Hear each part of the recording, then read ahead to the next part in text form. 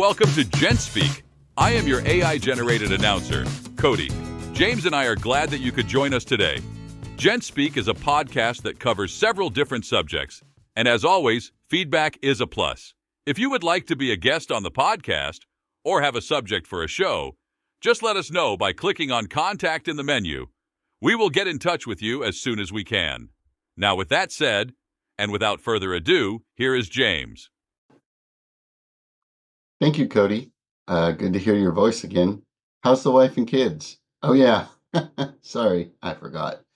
Welcome to Gent Speak. This is the very first episode, so there may be some flubs, some bloopers, some whatever. I'm just going to keep going, and it's going to be unedited, I guess you would say. But Gent Speak is a place for men, gents, and or dudes to just be ourselves. I myself am an advocate for men's mental health and how men are viewed in society. The main focus of this podcast is what bugs men, what they're going through, and what they are interested in. It can be serious, funny, or anything in between. No subject will be off limits. The responses will be unfiltered and raw, from me at least, but that doesn't mean it's a bad thing. For instance, if I may see or think that someone is in danger, or hey, dude, wake up, I'm going to say it. They may get mad, they may get upset. We're not always going to agree, but I still think in the end that we need to stick together like a brotherhood. Today's society does not view men in the best of light. Let's just put it that way. There are things that go on. Just looking around the internet, reading things. I can't even stand TikTok. That's just a whole realm of stupid there. But anyway, yeah, not good. So with that said, I also want to do a shout out. Speaking of brotherhoods, I have met some awesome guys in the last year and a half here. And I think that they need to know that they're good guys. They've helped me in ways they have no idea, even if they weren't even trying. I think sometimes just being my friend or whatever, or just talking or hanging out was what I needed at the moment. So with that said, I want to say any of you are always welcome to be a guest on the show. I would like to have you on the show. You can even pick the subject of what you want to talk about. But I want to say thank you to Brad and Andy, Daniel, Jacob, and Stefan, my coworker. Stefan's a great guy. I only get to work with him 2 days a week, most of the time, but he's definitely a good guy. Upstanding fellow. Would never toot his own horn, so I guess I get to toot his horn for him. He's helped me through a lot as well. And I think he'd be a great asset for this podcast. So if you're watching, Stefan, this is your invitation. Same to you, Daniel, and same to you, Brad, same to you, Andy, and same to you, Jacob. And if I forgot anybody, I am sorry. It's not intentional. So with that, I would like to move on to a subject that's I read this the other day. I don't even know how to say it or how to, yeah. So one of my theories is some group of guys kind of make the rest of us look bad. And this is a prime example here. I'm going to bring it up and we'll go over it. So Andrew McWick, it looks like, is doing a review for Kings Mill Hotel. And I don't know where Kings Mill Hotel is, but he says he gives him a one-star rating or whatever you want to call it. And he says it's awful. It says, I'm considering legal action, but please be wary when booking hotel and party when booking hotel and party night package. I think he means be wary when you're booking a hotel and party night package. He goes on to say, my wife just returned from Inverness. Not sure what that is. I think I looked it up, but I don't remember. Some kind of a group, women's group, I think, if I'm not mistaken. But anyway, it says she went down to one of their party nights that included a night's stay at the hotel with her work. And she has terrible burns on her elbows and knees due to an accident in the leisure suite caused by a raised tile in the pool area. Burns on your knees and elbows because of a raised tile. All right, maybe. The food has given her a sore arse. Okay. And the hotel is in a mobile phone black spot and the Wi-Fi was down, so she wasn't able to call or message me at all during her stay. Worse yet, or worse still, she's managed to catch crabs from a hotel towel. Absolutely disgraceful.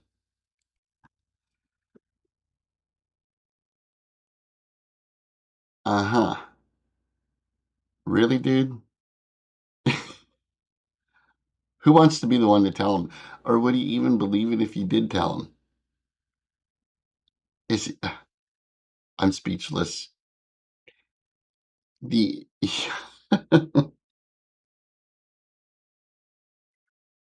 it's part of conditioning. As little kids, we're taught that, girls would never do anything wrong. Girls are so innocent. And then when we get older, oh, women, you cherish them, you worship them. Bullshit. That's what I'm going to say. Bullshit. Women can be mean, vindictive, evil, cruel, just like anybody else. Do they deserve to be worshiped? Hell no. They deserve respect. They deserve to be treated like a person, and they deserve to be treated like dignity or with dignity. But on the same token, so do we. And that's where the rift comes in. It's demanded by society and women that we treat them like queens, even if they don't bring anything to the table. Why? We have to earn our respect. We have to earn our way in this world. Why don't they? I don't buy it. I was married for 24 years. I did everything for my family and my wife. And in the end, when I needed them the most, I got kicked in the teeth. Am I perfect? No. Was I perfect in the marriage? No. Nobody is. Did I have issues? Yes. Yes. I was stressed beyond belief. Would I start my own business and have a family at the same time again? No. No, you couldn't pay me enough.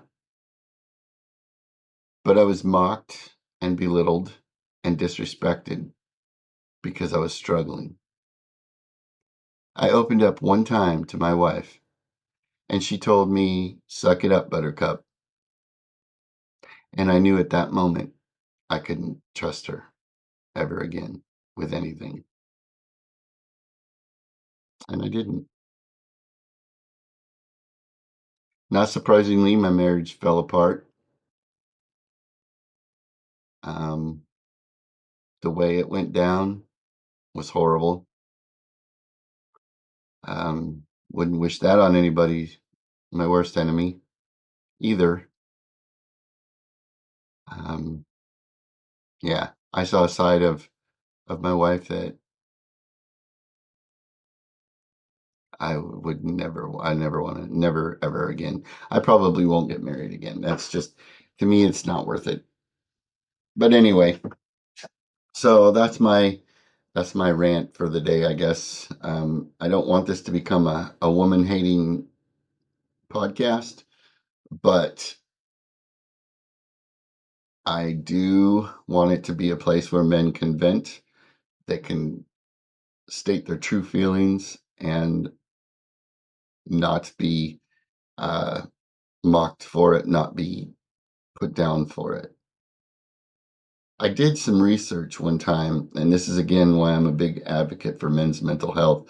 Uh, in 2022, suicide rates among men was sky high. I think the statistics, if I remember correctly, said that we were 50% of the population and 80% of the suicides.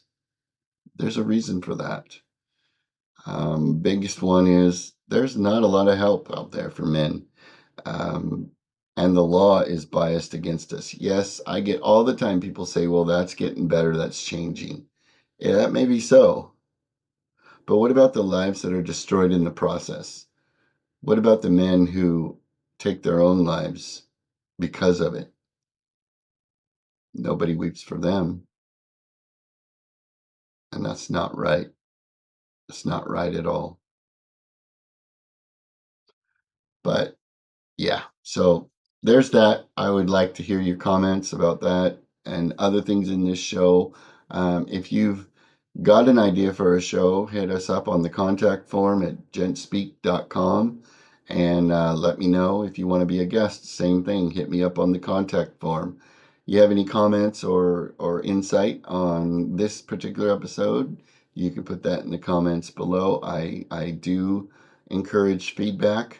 Um, I think that's what we need to do to get a dialogue going. Now, on a lighter note, one thing I'm interested in, and I would like to ask my listeners and or watchers, if it's a video podcast, are they considered watchers or listeners? Good question.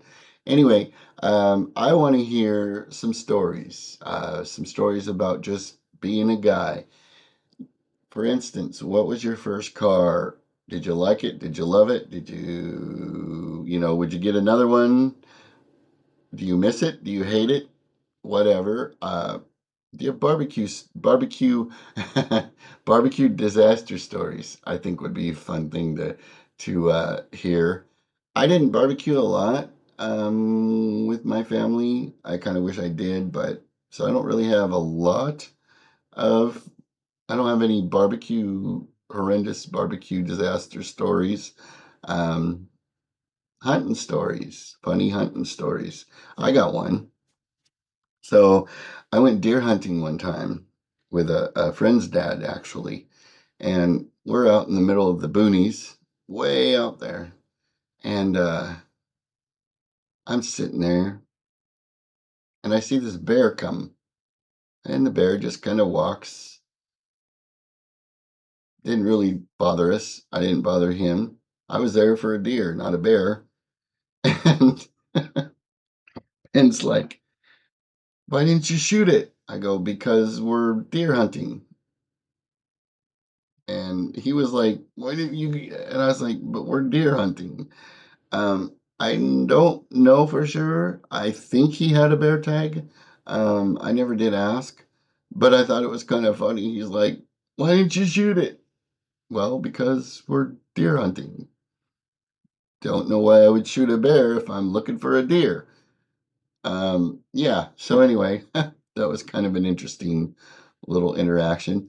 Um, as far as a first car, my first car was a 1980 Chevrolet Chevette. I hated that car. It biggest pile of junk I ever owned. Um, Matter of fact, thinking about it, every GM vehicle I've ever had, I've pushed more than I've ever drove, or worked on them more than I ever drove. But anyway, so this thing ate starters like candy. I could not keep a starter in it. It did get me from Idaho to Oregon, and then it caught on fire in Oregon on Ocean Boulevard. And I just pulled it over and figured, let it go. Some lady comes running out of her house. She's like, oh my God, I called the fire department. And my first question was, why? The fire ended up going out. I was kind of bummed. But yeah, that was the last time I drove that car. I think it finally ended up in the junkyard. But would I get another one? If I could find one and I had a lot of money that I didn't have anything else to do with it, and I was bored, I would probably get one, have it restored, and then never drive it so it didn't break down. Um, yeah, that was my first car. Bought it for $200. I did get my $200 out of it. Like I say, it got me from Idaho to Oregon. Barely, but it did. No, it did pretty good. Didn't lose a starter on the way down anyway. So yeah, but definitely interested in your perspective. Would love to get into some in-depth conversations. Um, Personally, myself, if I had the money, I think that I would probably either buy an old, I mean, we're talking a lot of money, um, an old apartment building or big building and start a residential program for men going through divorce specifically, because I've been hurt in life and I've been betrayed, and I've been stomped down, but never, ever, ever anything like that. 24 years of my life just gone, starting completely over at 52. I don't even want to date right now, to be honest with you. Not even on my radar. I'm never getting into that situation again. But again, I don't want to. I don't want this to be all sad. Um, so I think that there's some better times coming, interesting times coming. If I look back now um, at where I'm at now compared to where I was, it's a vast difference. So I'm thankful for that. Anyway, um, dad jokes too. I love dad jokes. Leave some dad jokes in the comments, whatever. I think that, there's got to be humor too. And some of the dumbest dad jokes are the funniest. I'll give you an example. So I went to a yard sale the other day. There was a radio there, and volume didn't work. The guy only wanted a couple bucks for it, so I bought it because I just couldn't turn it down.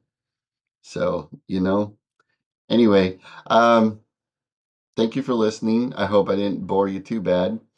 Hope to really get into some in-depth discussions and work some things out between us. Stick together, and we'll be okay. So, with that, peace out.